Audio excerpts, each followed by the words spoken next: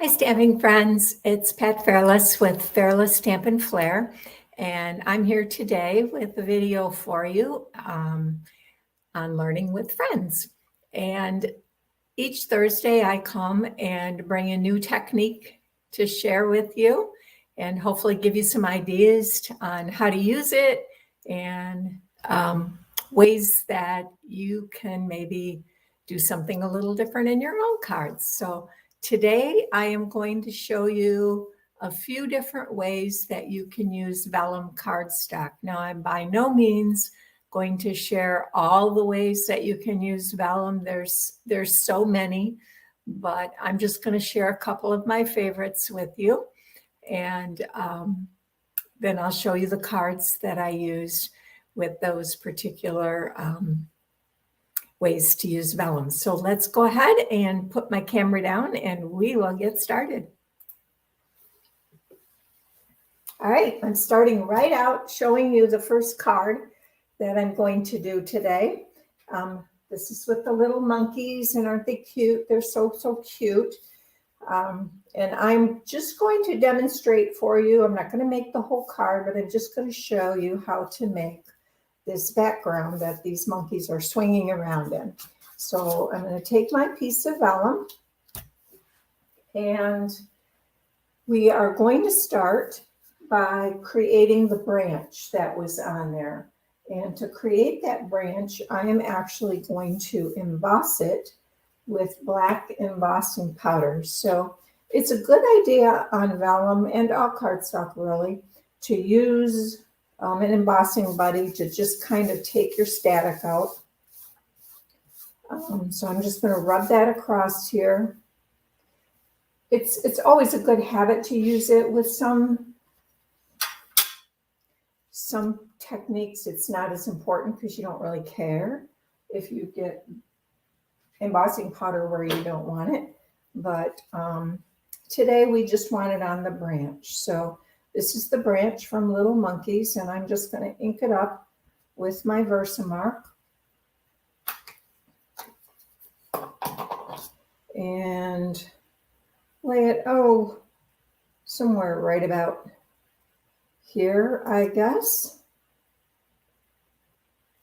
I have a pretty good flat surface here. I would normally say with a photopolymer stamp set to use your piercing mat, but I don't have mine handy, of course. There's always something I forget when I prep.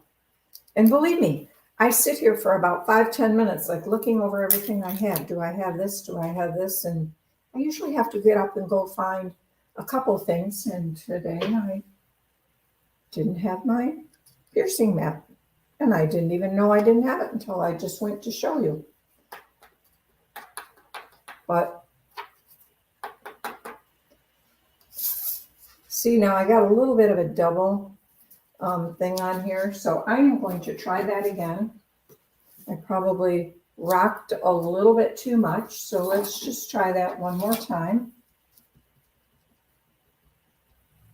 Maybe if I had my piercing mat, I wouldn't have had that problem, right? I don't know. I didn't forget the embossing buddy, so it wasn't that. It's probably just me. Okay, try not to move and rock. Straight down and straight up. Okay, let's try it again and see if this one's a little bit better. By the time we get all said and done, it probably won't matter. I can still use that. That other one covered up with a monkey, right? Okay, but that looks a little bit better, so I don't feel quite as bad. So let me now go ahead and get my heat tool, and we will emboss this. With embossing vellum, you do have to be a little careful not to overheat it. You can warp the paper or burn it. But it doesn't take long. So let me heat this up and we will emboss the branch.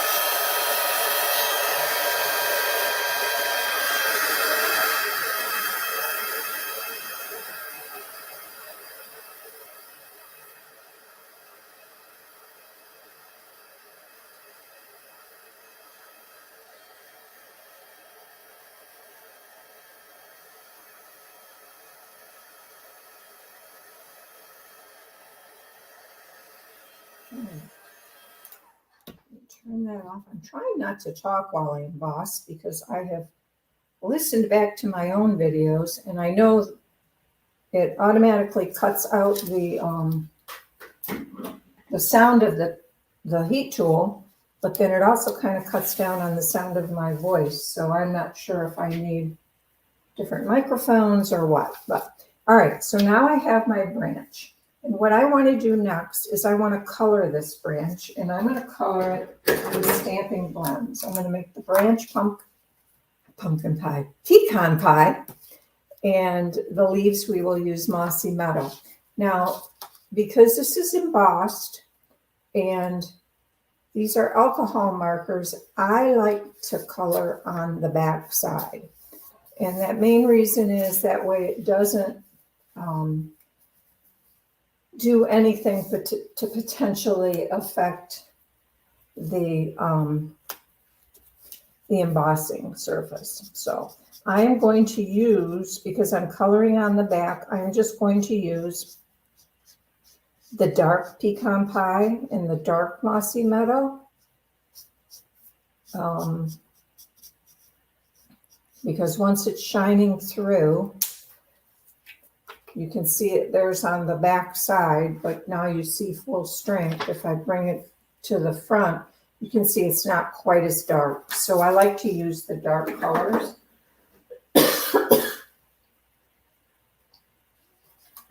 And then we'll quickly do the leaves. Which side of the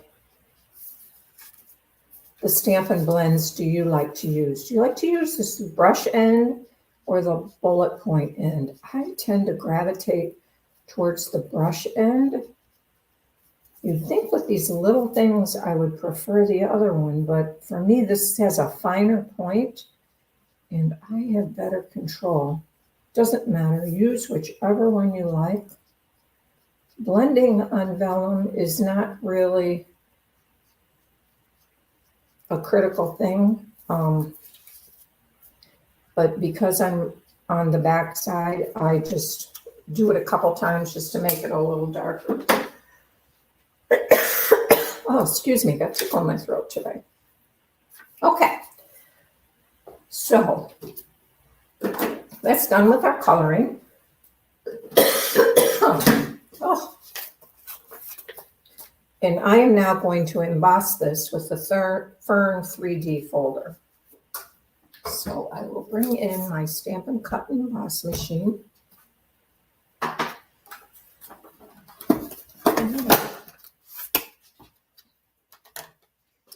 And we will just put this into our folder. And I'm putting it in right side up. So this is the top with the embossing. The coloring is on the back. I don't really think it would matter. That's just my recommended way to do it. So we will use plate number 1, and because this is a 3D folder, we will combine it with plate number 4. Now, always stagger your plates, whether you're doing die cutting or embossing. You can see here, I just slide the top plate back just a bit, maybe ½ inch or so. If you've got where you're using die cutting and you have 2 plates, just stagger them all. It'll just make it so much easier to feed it through the machine. That's just a little hint. Always stagger your plates. And here is now the magic of vellum. Can you see how the embossing, and I probably need a darker color behind here. We put this behind here. Oops, that doesn't work. Let's try this black. If I put it over this black piece, can you see how that white from the embossing just pops? Isn't it pretty? That's one of the cool things about dry embossing, and a cool thing to do with vellum. So you saw the card with the little monkeys. That is the background that I created. Now, I put this over garden green because I did want it to be green. When you adhere vellum, my hint is to take a sponge, put a little dab of liquid adhesive, Tombow or whatever, on your silicone mat, and take your sponge and just kind of get it into a fine layer. And then on the back side of your vellum, just dab it all over and then put it on your card. And that way you won't get, if you were just to add glue on here or tape runner, you will see it through the vellum. But if you use a sponge to apply a very thin layer of liquid adhesive, then you do not see it. Now, obviously, you can always put, if you know where you're going to place something, you can put your adhesive behind those places. But in this case, we really want the whole outer edge to be glued down. So just place your adhesive around the entire edge, okay? Now, the next thing I'm going to show you is to color on vellum. We did a little bit with the embossing powder, with the black embossing powder, but I am just going to show you how to stamp a flower. And let me get a fat piece of vellum here. And I am going to use this flower. It is from Quiet Meadow. And I'm going to stamp this a couple times on here. And I'm going to stamp it with StazOn ink. And StazOn works best if you're not going to heat emboss. I recommend StazOn ink because it dries better and it doesn't smear on your vellum. So I am just going to stamp this a couple times on here. And I'm going to show you a couple different ways to color it.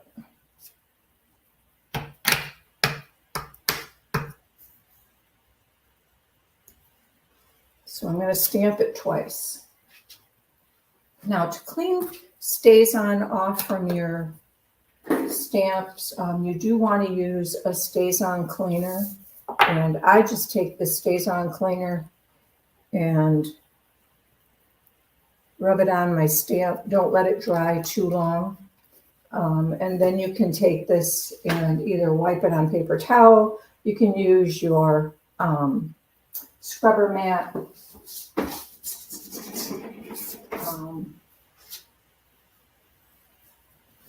And then dry it off. And most of it, sometimes it will start to stain a little bit. I don't know if you can see, there's a little staining on the edges, but it's clean. So it's not gonna mess up anything future that you stamp. All right, so now I have two flowers on here, and I have the StazOn stamped side up. The first flower I'm going to color on the back side because I want to use Stampin' Blends. Stampin' Blends are my favorite coloring tool. But StazOn and Stampin' Blends do not mix well, and it can the blends can cause the StazOn to bleed.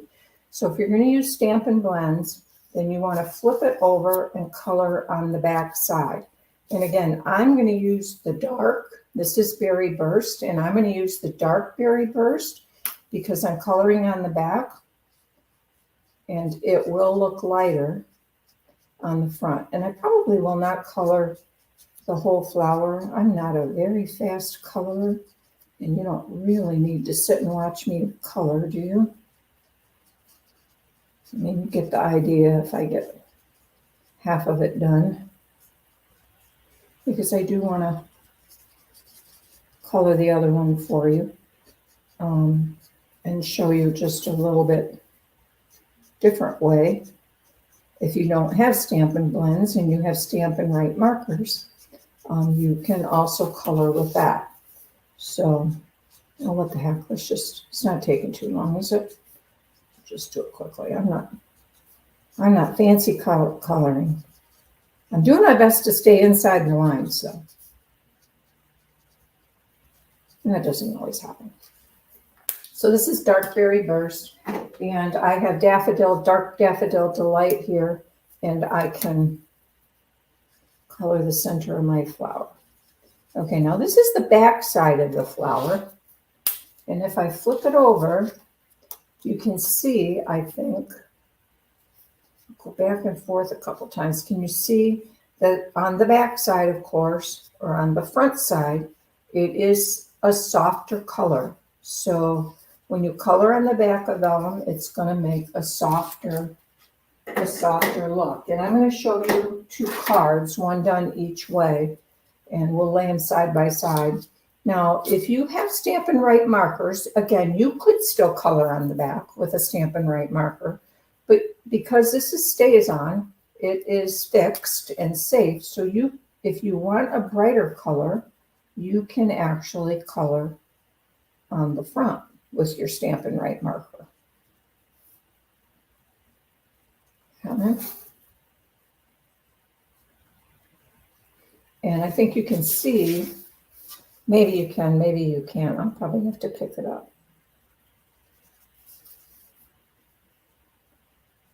That I can certainly see it here, that it is much more intense of a color than the blend, because the blend's on the back. But if you like the soft color, just use your marker to color on the back too. That's fine. That won't hurt. You just can't use your blends on the front with the StazOn, because it will cause the StazOn to bleed. You know, when we color with Stampin' Blends, we always use Memento ink, right, that we color on. But if the Memento is not going to dry nicely on the StazOn, and if you happen to rub your hand or something, you're more than likely to smear it.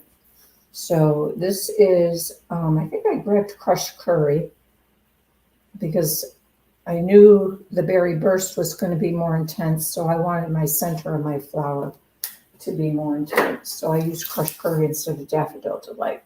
But I think you can see the difference there between the two. The one here on my left, this one is with Stampin' Write markers colored on the top of the vellum, and the one on my right is Stampin' Blends, but it's colored on the back. And both are Berry Burst. All right, so now I got a this or that card for you. This is the first card I made.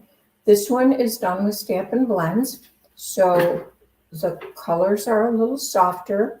The designer paper is from Bright and Beautiful, and this is just another flower from that Quiet Meadow stamp set. I was one of those, I didn't get this stamp set until just recently, and I don't know why I didn't. It's so pretty, and the dies are awesome. But so that's my first card. On the inside, I just put a strip of that same designer paper, and then the flap has the same one. And then my second card, this is the one that I did with Stampin' Write markers, and I colored on the front. And in this case, on the first one here, I laid the vellum, adhered it over basic white cardstock, and the word stamps on here from the stamp set. If you're familiar with this stamp set or not, these words are what I stamped on the white cardstock behind and then laid the vellum over it. This one, I used a piece of designer series paper. It's this particular paper right here that's on the flap. And because these flowers were so much more intense, I thought they looked pretty on that. But I didn't lose anything. They were still intense enough, deep enough color that I could put color behind it and you could still see it. So, and on the inside again, I just did the same thing with a piece of designer paper. So this is your this or that. Which one do you like? This one or that one? Which is your favorite?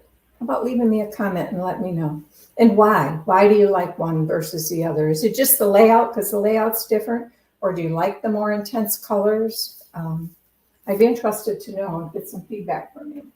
And I have one more card to show you. I'm not going to show you how this one was made because it basically, you saw me emboss on the first card with the monkeys. But these snowflakes, this is from Season of Sheep, and these snowflakes are all stamped and heat embossed with white embossing powder on the vellum.